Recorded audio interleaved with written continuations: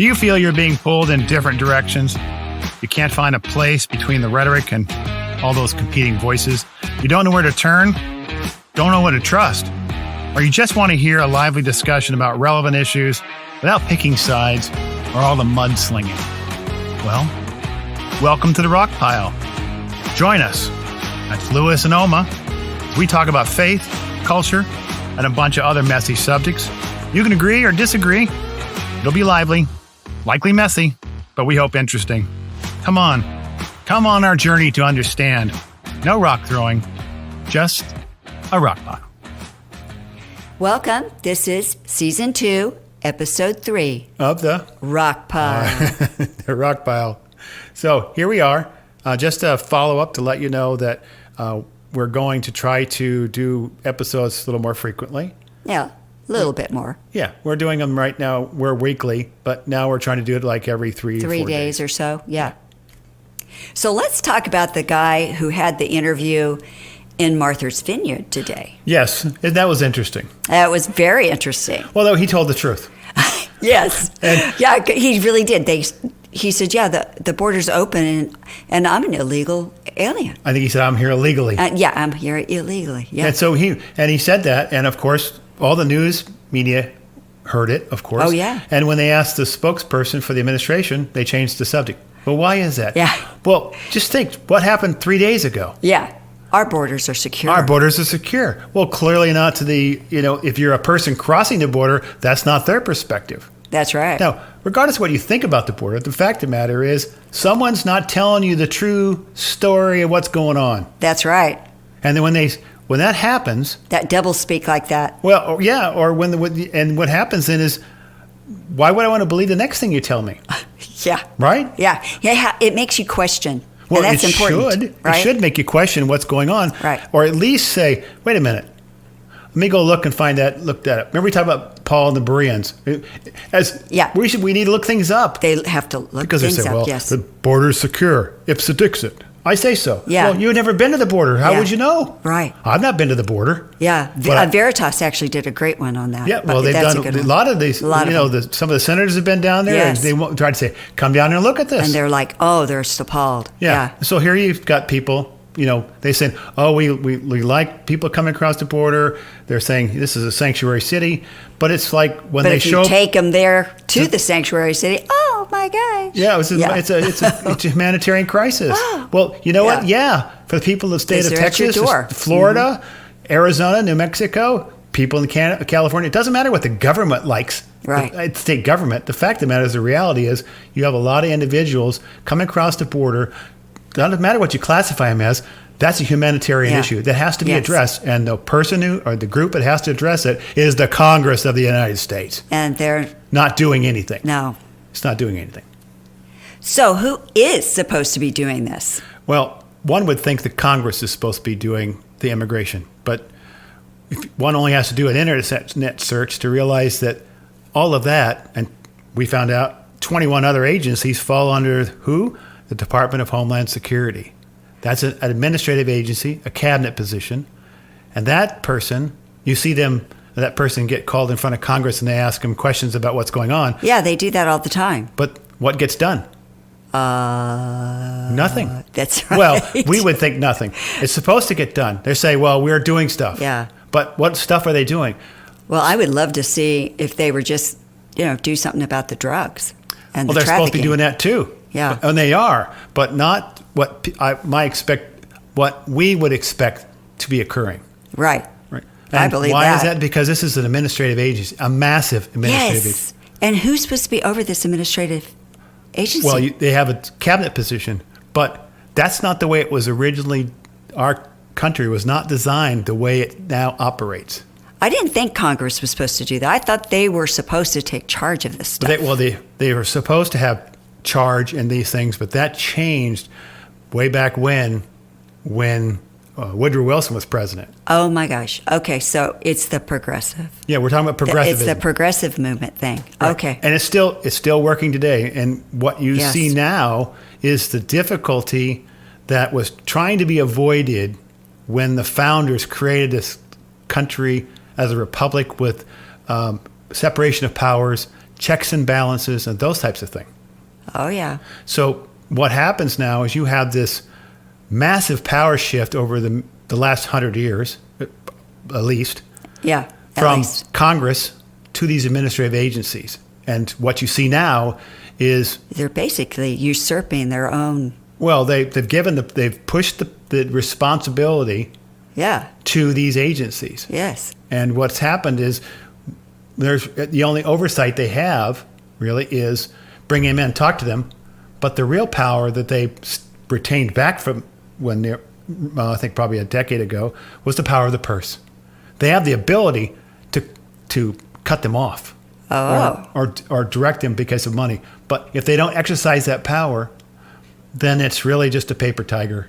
Because they'll come in and talk to you, but then you leave. Look at the director of FBI. He came in a week or two ago, talked to them for a few minutes, and then looked at his watch and said, hey, I got to be on vacation. I'll have to talk to you later. Takes off and goes on vacation. I remember that. So that tells you that if you don't have the power of the purse, or they know you're not going to do anything about it. Yeah, he wasn't worried about it at all. Well, look at... But Bannon, when he did, he said, I'm not going to go. And what happened to him? But he's not part of an agency. But he was called in. Well, he was called in because they subpoenaed him. Yes. And that's another story. But they subpoenaed him. He said, you're going to have the jurisdiction over me because this is an improper subpoena. And there's a lot of stuff they've talked about. Right, there's a lot of stuff to that. I know there is, yes. But as it relates to the people who should be responsible to Congress, they're not necessarily acting like you and I would think they should be acting. Right. And they just basically, because I'm an expert. So the way they come in is, I'm an expert. Don't tell me how to do my job because I'm an expert.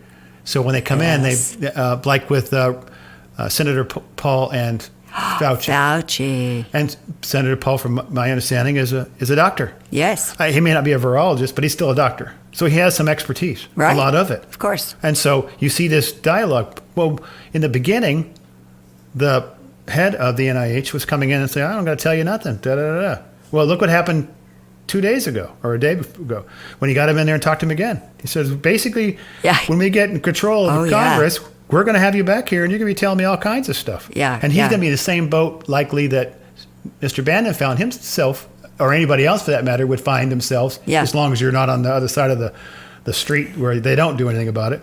Because Eric Holder, who used to be the Attorney General, he was found in contempt. They never prosecuted him. Never did. No.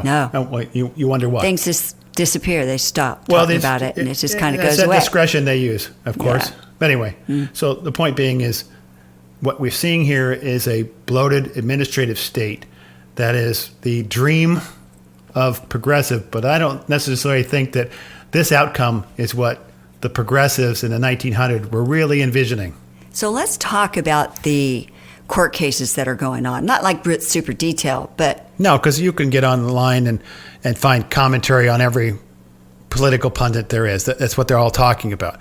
I know there's been a lot of questions about some of the detail or nuances of these cases, but let's just talk 40,000 foot here. Okay, go ahead. Okay, so you've got the raid that happened in Florida, former President Trump's house, and all that stuff that went with that. Right, but then you've got this other case that's coming from the special counsel Durham on the Russia hoax collusion case with Dachenko coming up. Right. And of course, everybody on the left is trying to play that down as not a big deal, and it is a big deal. They wouldn't be spending this kind of money if it was something that would be just a waste of time.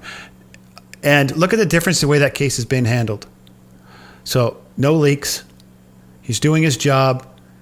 You don't get a sense. You're talking about Durham. Yes, Durham. You don't get a sense that there's some kind of interesting stuff, squirrely stuff going on.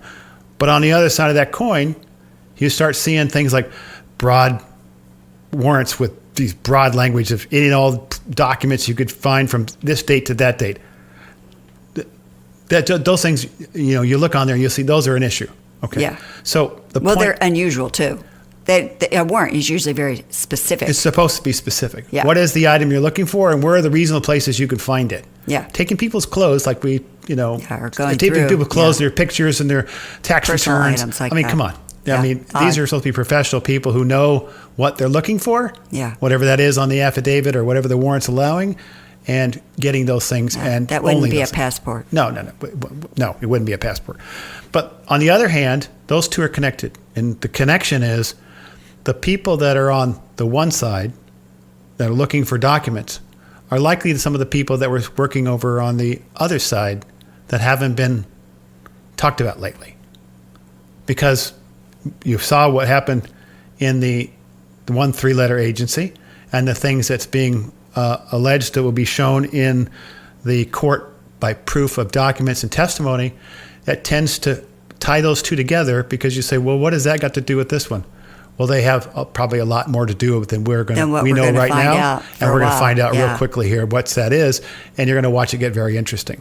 But that's what happens when you have another administrative agency that's run by a person who's not necessarily as responsive to Congress as they should be. So why do you think that is? Well, progressives are really big government by experts. Yes. And that was started with the Woodrow Wilson. Yes. I think that's the one who started it. Turn of the 20th century, 1900. Yeah. Yes. And I think it was president 1912 election, 1913 to 18, I think, right during the World War I. And he was pretty much the founder of progressivism as it relates to what we understand it is, back in the 1900s. And of course, it was pretty popular during that period of time anyway. Oh, yes. It was very popular because that's Dewey. Dewey went to Johns Hopkins with Wilson and Darwin. And President Wilson was, I think, probably the only PhD president from Johns Hopkins. Yes. And he was also the president of Princeton. I think he was also the governor of New Jersey at one time. Wow. So he's very experienced person. And, I know that people throw liberal and progressive around kind of like a pejorative term. I don't necessarily think, reading some of his works, that he was some kind of nefarious person who really wanted to just kind of throw things out. I think the intent was with a good intent. With the philosophy of that day. Right. I think that he was looking to say, hey, now he may have been against the founder's view of the Constitution and human nature, and okay, but one can disagree without being evil. You know what I'm saying? Well, yeah, because what they were thinking was that it was very constrictive. That the Constitution was so, constrictive because of the fact of the checks and the balances, and they wanted to get rid of this old tradition and move forward and using science and doing what's best for social growth. Social justice. Yes, and social justice. And very similar words we hear now thrown around. And none of that's bad. Well, it's just, not what their intent. Their intentions weren't, nefarious, like you said. But they wanted to change. If you go to extreme, then it can get. Well, the goal if the goal was to get to a place where you didn't have to worry about things could get solved by the government. Yeah, it was big government. But the underlying assumption is that as we would be evolving as humans, getting better because we're learning about ourselves, etc. Right, and technology, advancements. Or just self-awareness, etc. Name the thing about humanism, right? Right. And that we could attain this evolve into better people, right? Because Darwinism was going on, and you had social Darwinism, you had all kinds of other things that were good, genetic, eugenics, all those types of things were going on during a certain period of time, all based on what they thought was science. And they wanted a Darwin type, an evolving constitution, not a mechanistic Newtonian type of constitution, because they said that what was relevant for the founders and the issues of their society at the time was not relevant really for the times and the changes then. And so that set in motion a lot of changes by developing many administrative agencies and set the stage for an administrative state, which was pretty much brought into fruition when progressivism and the Democrat Party merged with Franklin Delano Roosevelt, and you saw a lot of these agencies get started, they took over. And then with Johnson, and I think he was a New Deal, at that time, and then so for pretty much about 3 decades, 2 or 3 decades, you have this push to get these administrative agencies, and we have the whole city of D.C., District of Columbia, the whole place is filled with administrative agencies. Oh, they are. And that's the push. And now what we have is this over-bloated, really Bureaucracy. fourth age of our government. So we have Congress, we have the Supreme Court, and we have the executive branch, and we have this administrative agency, which is part of the executive branch. And now you have arguably the Congress, the Article 1 branch, essentially pushing over into the executive branch, the Article 2 branch, the power of writing, essentially of legislating through federal laws and regulations that affect all of us. Oh, yes, they do. A lot of these agencies that are out there, we don't hear a lot about, and they don't really impact us day to day. Yeah, no, obviously. You're right. But the IRS does. Everybody. It affects all of us. Right. And that's one massive. And it's expanded. Yeah, with the 87,000. Yes. Everybody's heard about that. Yes. And they yes. actually have their And police force now. Yes, they're becoming That's militarized. Scary. That's scary. That is very scary. People should be concerned. Yes, you should be very concerned. When your administrative agencies start buying more ammunition. More ammo and are being trained to go into house to house. Yeah, so what are you going to do? Get Oma and Lewis's house to do what? Oh, wow. Yeah. But But those are things that the beginning, our founders, that's not what they wanted. They originally had started taxation, by tariffs and of goods, things that were coming in. Right. They weren't taxing the people. And then when they did tax the people, it was usually just small things for a short amount of time, like 10 years, and then they stop. And that was, to fund the Civil War and things that way. Or at least make up some money they could. Yeah, and that's not perfect history. But what I'm saying is that wasn't the original foundation. What was it originally called when they first formed it? Bureau of Internal Regulation? Revenue. Yeah, Bureau of Internal Revenue. Yeah. BIR. Yeah. And it got changed to IRS in the 50s? I think 50, 53. Now, what amendment was it that? 16th. 16th Amendment. And that was during Wilson's tenure. But he wasn't the one who started it. No, he wasn't. Who started it? Taft. Yes, and that was in he was president in 1908. Yeah, so it's Woodrow Wilson. Well, yeah, but he was the one that finally got ratified in 1913 with Delaware. Yeah, Delaware finally signed on to it. Yeah, that's what helped push that over. Right, but because it kind of flagging. Taft is the first. Taft started it. Yeah, right, because they had that. Was it Pollard or Pollock? Pollock, I think the Supreme Court case Pollock had to do with tariffs and income taxing people. Article 1, Section 2? Well, don't look at I don't me. know. I'm guessing now. Yeah. But I thought it was Article 1. There was something about taxing people equally, not necessarily. Anyway. Whatever that. It was a Supreme Court case. Let's put it that. Yeah. I just don't have it at the top of my head. And then But the point is that it's not. It wasn't originally meant to do what it's doing now. No, and that's militarizing it is a whole. That's recent. Another level. Right. That's recent. Yes. Well, that's a wrap. Thanks for joining and sticking with us today. Please subscribe to Cairn's Rockpile Podcast. We're on most podcast sites, Spotify, Podbean, Apple, Google, Samsung. Also, our website and Spotlight organization are in the podcast description. Please share it with your friends, family, or anyone you know. Join us next week. Until then, stand firm, be the light, and most importantly, pray. Blessings.